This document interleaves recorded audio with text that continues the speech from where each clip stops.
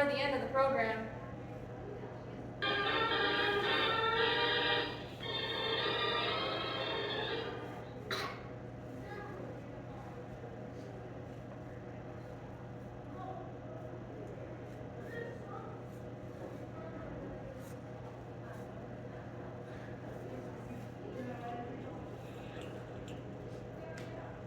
Well, Alice, one more block and you're in the whole the Brooks household. 2 whole years, Jim. It just doesn't seem possible. It's been so long. You and Dorothy, married, and with a place of your own. Ah, it's true, all right. Only too bad you haven't taken advantage of the old Brooks hospitality sooner. Well, I'm here now, and I intend on having a perfectly wonderful time. Now, here we are. Oh, what a charming place this is. Dorothy's probably on needles and pins waiting for me to get you here.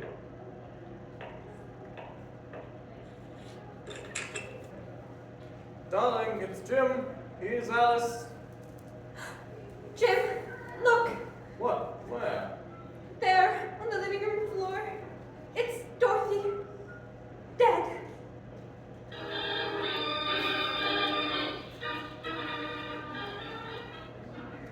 Mr. Brooks, I'm afraid you and Miss Manning will have to submit to some routine questions. I'll be happy to help in any way I can, Inspector. Thank you, Miss Manning. Now, Mr. Brooks, while we're waiting for some information I phoned for, I want you to tell me exactly what happened this morning. There's nothing much to tell. Both my wife and I were quite excited, expecting Alice, that is Miss Manning here, to visit us from Chicago. I was to wait until she called me at the office. And you were there all morning? Yes, until Miss Manning's train arrived and we came out here. I had written Mrs. Brooks to tell her that I would call Jim at the office as soon as I arrived. The train was an hour late. Maybe, if it had been here earlier, it may have prevented this. Well, that remains to be seen. Apparently, Mrs. Brooks was sitting here, in this chair, with red polish on her fingernails, when she was shot from behind. The polish had spilled all of the carpet, and she was still holding a tiny brush in her hand. She must have recognized her attacker, and since she did not die instantly, she printed these 3 initials here on the floor with the polish. D.O.C. D.O.C.? I wish you could tell what those initials she was trying to reveal. You're sure you don't know anyone whose name could fit that? Positive, I can... Oh! Yes, Miss Manning? Can you think of somebody with those initials? Well, D.O.C. spells Doc, and it's Mr. Brooks' nickname. Why, it can't be. Yes, Mr. Brooks? I haven't been called Doc for over 2 years. It was a nickname I picked up in school. My wife didn't like the name and never used it. No one in New York even knows me by Doc. You've got to believe me, Inspector. It's the truth. Well, that will see. Just a minute. Hello. Yes, Grady. Yes, I see. Well, it's sort of anyway. Thanks. Well, you'll both be happy to know our little murder is solved. Oh, then it wasn't Doc after all. No, Miss Manning, it wasn't Doc. I'm arresting you, Miss Manning, for the murder of Dorothy Brooks.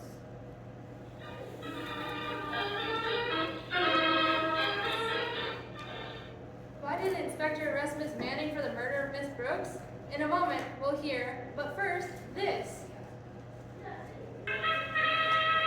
Here's the story of the 1940 cars in a nutshell. Best Bets Buick. See your nearest Buick dealer for complete details. And now, back to our story. How dare you arrest me? I was still on the train. Your train wasn't late, Miss Manning. That phone call just verified the fact. You came out here, murdered Mrs. Brooks, returned to the station, and called Mr. Brooks to pick you up. That wasn't what really gave you away, though, Miss Manning.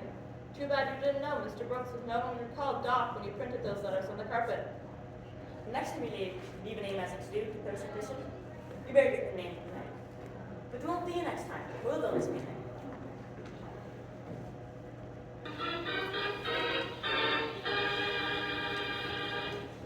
Join us again next time for another chance to solve a 5-minute mystery.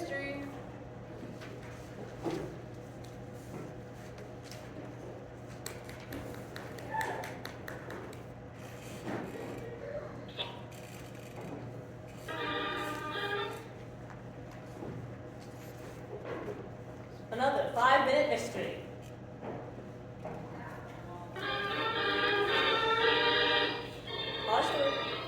Our story takes place in Green's Gap, a small town in the southern Cabin District. Green's Gap Hospital. Dr. Melville speaking. Doctor, there's been an accident out of Echo Cabin. Accident? What kind of accident? Two men was exploring and they got lost last night. One of them conscious. You better come quick before he's dead.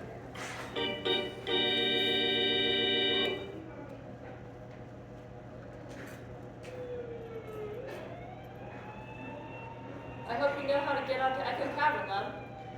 With the job of being town constable and ambulance driver, I reckon I know all there is to know about this country. Ever been in the cabin, love? Once, Doc Melville, when I was a boy. Nearly got my hat tanned off by my pop. Echo Cavern is a mighty treacherous place. You made it easy to get lost in it. Not only that, Doc. It's that cavern gas, something. You mean carbon dioxide. Yes, that's it. All of a sudden you run into some of that stuff and before you know it, bing, you're out. Still, people seem to go exploring there. More fools to be. I wouldn't go into them caverns. At least till I was not without a dog. A dog. What for? Well, if the dog keels over, then you know the gas is collected.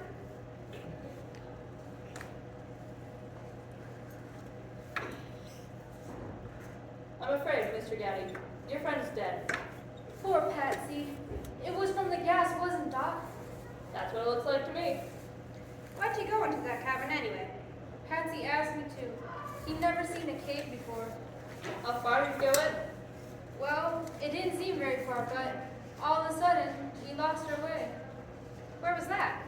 Well, how do I know the whereabouts? It was if we was lost. We tried to trace our way back, but it wasn't no use. Patsy started to get scared. It's kind of funny to see a big guy like that get scared. Yes, he's rather big, isn't he? Yes, 6'4". The mob used to call us Mutt and Jeff. And then what happened? Well, I was a little scared myself, but we stuck together. You know, walking in the dark with only my flash from the car. All of a sudden, Pat keeled over. From the gas? Yeah, that's what I figured. He hit his head hit on a rock, and I guess that just about finished him off. I suppose you reckon yourself pretty lucky, mister. Yeah, sure. I figure it's only because I'm 5'3" that I got out of there alive. The gas must have been just about a foot over my head. Yeah, and what do you think about that, Doc Melville? I think you better arrest Mr. Gaddy for the murder of his friend Patsy. What was the flaw in Daddy's story? Do you know it? Know it? We'll hear from them and Dr. Melville.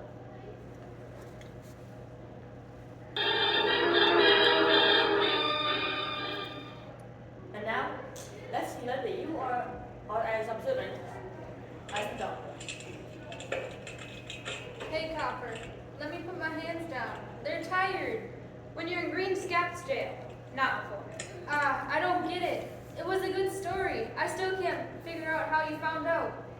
Lum tells me they used to take dogs to the cavern because gas is heavier than air. It collects on the floor. If you really meant gas, you would have keeled over first before your pal Patsy. Well, what do you know? I tell nowadays in this murder racket, you need a college education.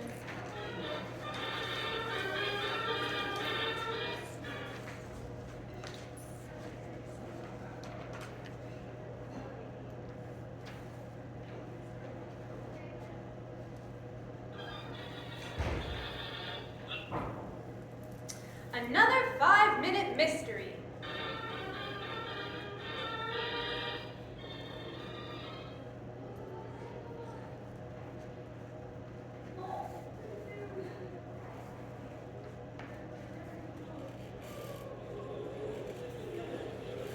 An anniversary party is going on at the Brown household around the corner.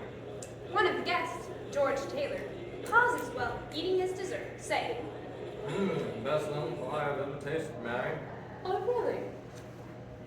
I wish my wife could do as well. Hey, it doesn't look as if Sam's appreciating it much, though. Goodness, dear. Is my cooking that bad? Sam, your head is practically in your plate. I guess he's fallen asleep, everyone. I'm so sorry. That's all right. Sam, sit up. Sam, it's dreadful. I better shake him. Sam? Sam! Great guns, he's dead!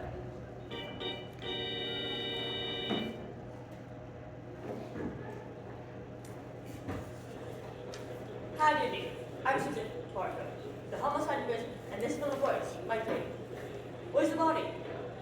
In the dining room table. We didn't move him. You might as well be comfortable, everybody. This will take just a little while. That light. Still two. Who's Mrs. Sam Brown? I am. Mind telling me what happened? I guess not. I'm so shocked. I don't know where to begin or what to tell you. Well, you might as well begin by telling me what you served for dinner. Well, we had soup first. Soup. What kind? Mushroom. And then roast chicken, green peas, mashed potatoes. And I served some coffee. But I just don't see how this can mean anything. Just as Mr. Brown. Did Mr. Brown eat everything? Yes, he did. He seemed to fall asleep over his coffee. And when I tried to wake him, I found he had a heart attack. Yeah. That'll be all for 3 minutes, Mrs. Brown. We want to take a look now. Notice anything about this table, Mike? No, Chief, can't say as I do. Neither do I. Let's look in the kitchen.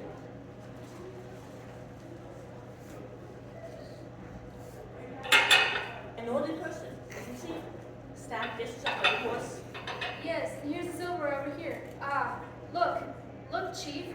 One of these soup spoons has turned black. Black, let me see it. The only spoon that's tarnished too. When I was beginning to think of a heart attack or a perfect murder, but this silver soup spoon is enough evidence. Mrs. Brown, Yes, Sergeant Barker? I'm sorry to interrupt your little party, Mrs. Brown, but I'm sure your guests won't mind. I don't understand. You will, Mrs. Brown. You see, you are under that promoted to your husband. Do you know why Sergeant Barker accused Mrs. Brown of murder? In a moment, we'll hear the solution. But first, a word from our sponsor.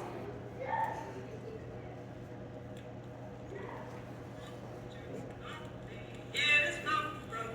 Its rich and flavor makes for cups with coffee by you never know. Folgers coffee. It is back to back. For air of apple flavor.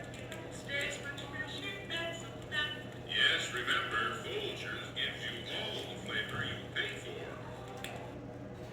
And now, back to our story. Sergeant Barker, how do you know it was homicide? Well, Mrs. Brown took careful pains to wash the soup pans and soup dishes before she served the rest of the meal. Ah, yes, I can see that. But she's got one thing, to wash the silver soup spoons. What she didn't realize was that an hour later, at the end of dinner, the spoon her husband had used to eat his cold soup would give her away. She didn't know that those spools make silver turn black. Mrs. Brown almost committed a perfect murder, but she'd got to wash one spoon.